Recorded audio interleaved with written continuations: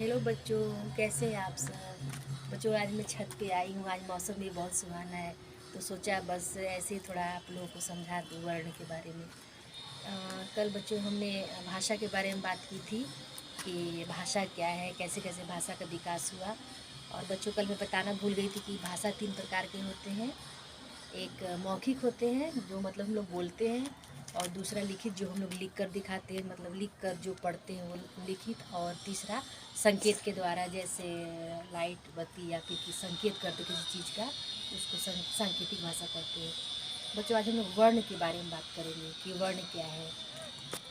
ऐसे आप लोग सब लोग बहुत होशियार, आप लोगों को पता ही है कि वर्ण क्या है, लेकिन फिर भी मैं थोड़ा सा बता दूँ। बच्चों, वर्ण वो है जिसको तोड़ा नहीं जा सकता है, जिसके खंड नहीं किए जा सकते हैं, उसको हम लोग वर्ण कहते हैं। व्याकरण के 3 अंग होते हैं। पहला आपका हो जाता है वर्ण, दूसरा शब्द और तीसरा वाक्य। तो भाषा की जो सबसे छोटी इकाई होती है उसको हम लोग वर्ण कहते हैं।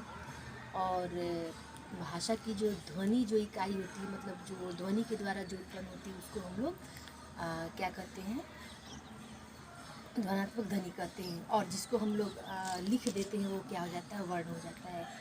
तो बच्चों, वर्ण जो होते हैं 2 प्रकार के होते हैं।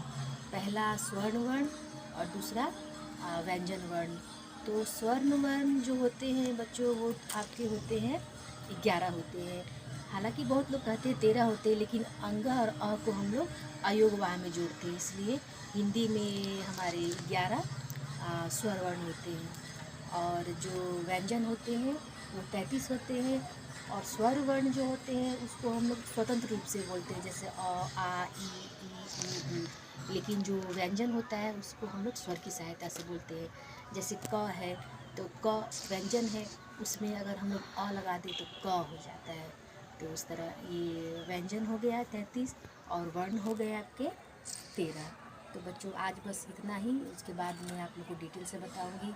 आज सोचा कि थोड़ा चलो छत पे चल के थोड़ा ऐसे ही मौखिक बता दिया जाए। ठीक है बच्चों, धन्यवाद।